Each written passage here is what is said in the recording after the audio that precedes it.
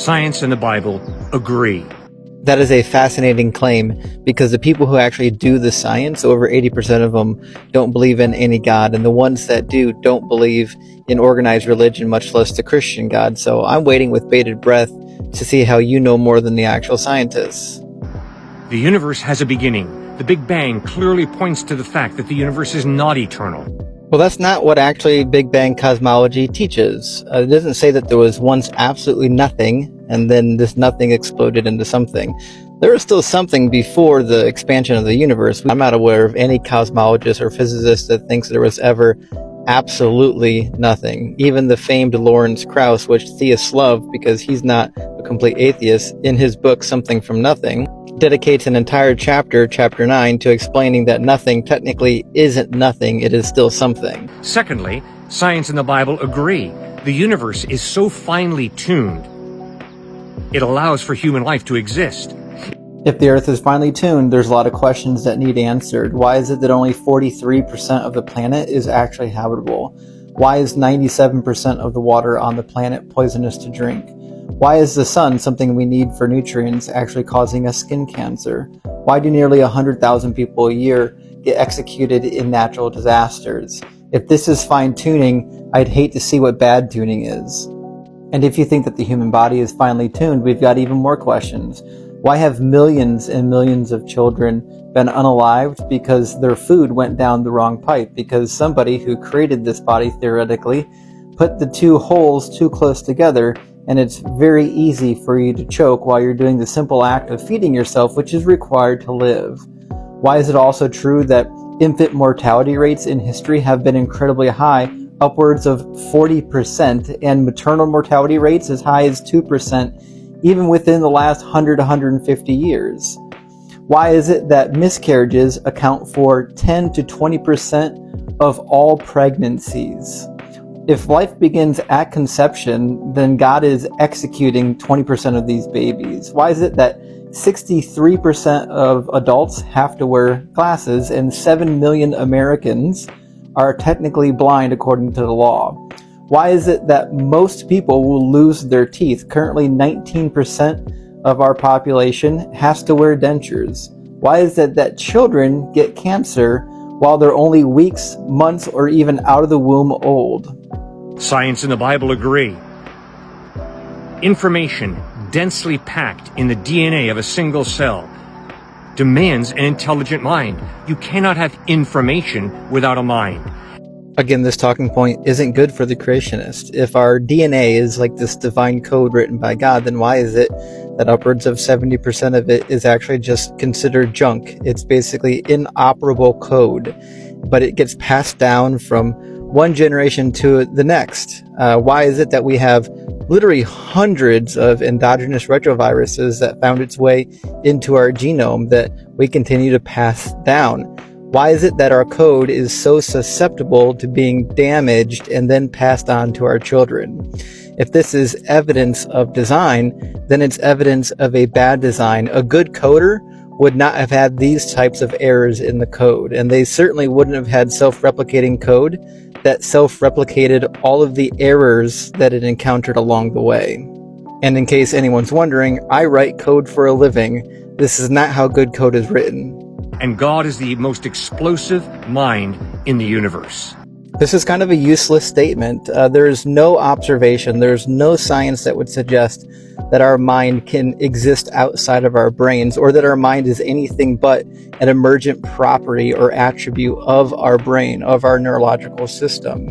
So we've done studies, we've tried to test the theory. Sam Parnia recently set up 2 studies, the AWARE project. One is ongoing, the AWARE project number 2, where they're literally trying to find out when people experience near-death experiences and they claim they're leaving your body, can they confirm anything that would validate their out-of-body experience? And nobody ever has yet. We've done other studies where we've triggered out-of-body experiences using deep brain stimulation or DMT, and then we tried to have those patients confirm anything that they wouldn't be able to confirm unless they're outside of their body, and nobody ever has. We've tried over and over again to see if out-of-body experiences, the mind leaving the brain, is even possible, and it's never been confirmed, and it probably never will be confirmed. As far as science is aware, the mind is a product of the actual brain. You can't say there's an immaterial mind floating out there in outer space that is just interacting with reality, when we know that the reality we live in requires a mind to be an attribute of the brain. Science and the Bible agree. There has to be a creative mechanism. I would love for you to tell me a single scientist that has said in the modern era that there needs to be a creative mechanism that is not natural. Because as far as I know from science, any posited creative mechanism is just a naturalistic phenomenon, doesn't require a god at all. The Bible insists there must be a creative mechanism, and that creative mechanism is a personal being, not a mechanism, the living God. If this ethereal mind floating out in space is a personal being, a personal deity that wants relationship with his creation, then somebody has to answer the problem of divine hiddenness. Billions and billions of people have been searching for this God, and he refuses to be found. The only time there's claims of him being found is when the claims are way in the past and they can't actually be investigated. If he was real and he wanted people to believe he was real, then the onus is on him to give us a good reason to believe that he's real, or just make himself apparent. Science and the Bible agree. Certain life forms are irreducibly complex. A single living cell is too complex to have evolved from one state to the next until it becomes a living cell.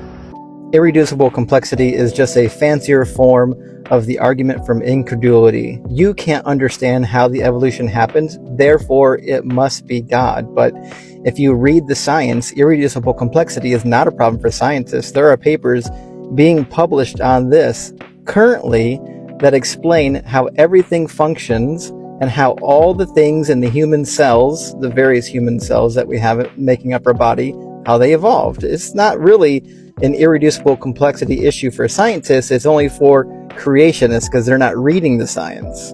Instead, God created life. He created the living cell.